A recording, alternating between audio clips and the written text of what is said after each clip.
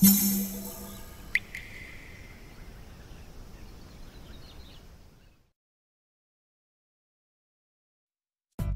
うも、底辺アクアリスト黄昏です。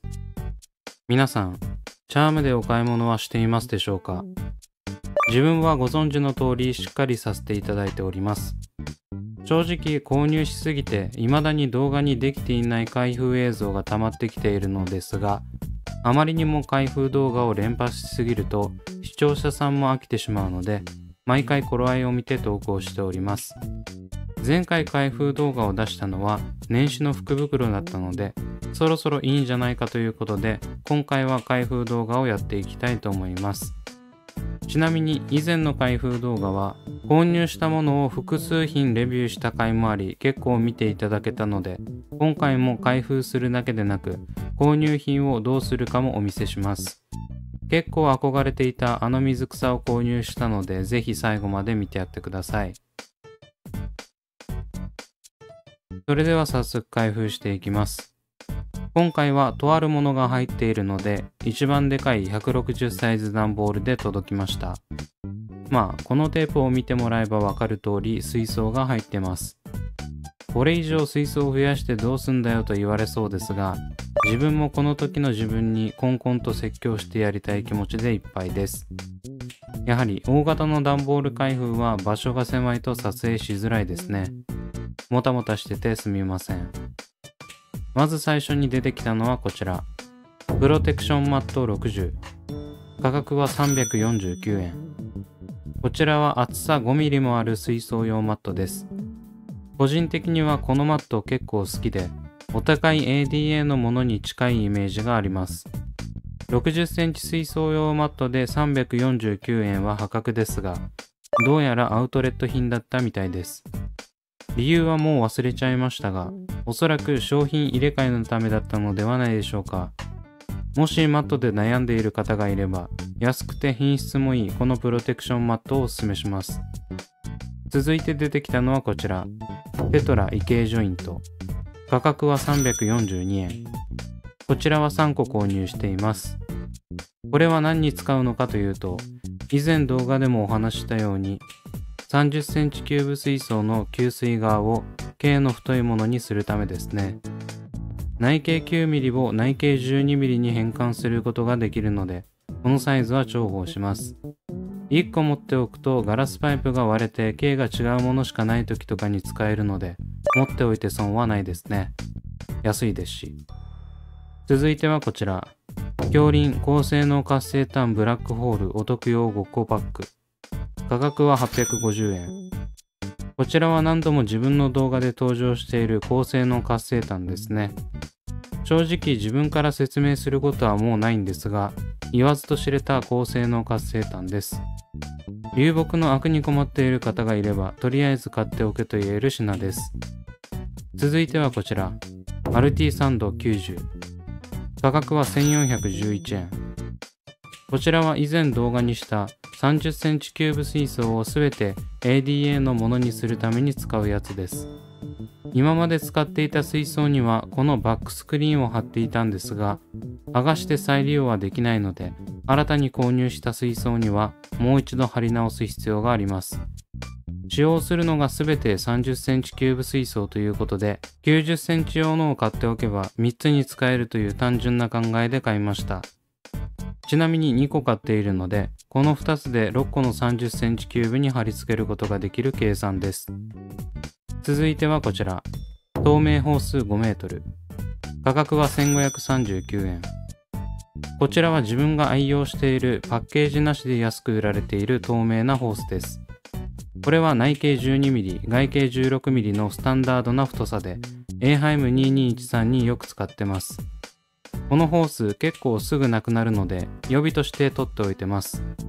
エーハイムやテトラのホースって硬くて取り回しがしづらいんですが、このホースは透明で景観を損ねない上に硬さもちょうどよく愛用中。これ以上にコスパが良くて機能性も十分なホースが見当たらないので、個人的にはベターな選択だと思っています。続いてはこちら。アクロ 45N フラット。価格は2880円。こちらはアクロオリジナルの水槽で、幅45センチ、奥行き27センチ、高さ20センチのロータイプ水槽です。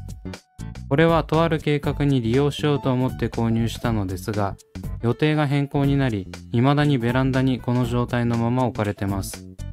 本当はいろいろしたいことがあったんで買ったんですが、主にスペース的な問題で断念したので、何か機会があれば登場させたいですね。ちなみにこちらもアウトレット品でいつもより若干安かったようです。基本チャームのアウトレット理由は商品入れ替えのことが多いので、物自体は特に問題ありません。続いて用品類はすべてお見せしたので、ずっと欲しかった水草を紹介していきます。それがこちら。極みプレミアムグリーンモス。価格は1450円。こちらはチャームで販売されているプレミアムグリーンモスのちょっとお高めのやつです。現在は1800円で販売されているようなので、おそらく購入時は何かしらのセールがあったっぽい。なんか極みって書かれてるだけで若干うさんくささを感じますが、まあ物自体はいいと思います。何が違うかと言われると、正直通常のプレモスをよく理解していないのでわからないのですが、見た感じ葉がしっかりしているような気がしますし、状態もとてもいいです。この塊が1パック分ということで、思った以上に多かったですね。基本メルカリとかでも500円玉サイズ1000円とかで取引されているので、信頼できるチャームがこの量と質のモスを1450円で売ってくれているのは助かります。プレモスといえばモスのくせに成長が遅く、高価ということで敬遠されがちですが、この小さな葉はスケール感を出すのにもってこいなので、レイアウト水槽で使うととても綺麗に見えます。自分も今までブレモスは買ったことがあったのですが、実際にレイアウトに組み込んだことはなかったので楽しみです。というわけで今回購入したものは以上となります。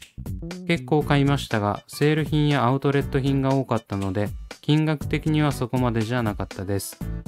ちなみに今回の合計金額は 12,366 円でした。それでは購入品開封も終わったので、続いて極みプレミアムグリーンモスを増殖させるべく下準備をしていきます。このままレイアウトに使って増やすのもありだったんですが、今のところレイアウトを立ち上げる段階ではないので、まずは量を増やす選択をしました。もうこのチャンネルではおなじみ、ダイソーのガラスポットを使用して増やしていきます。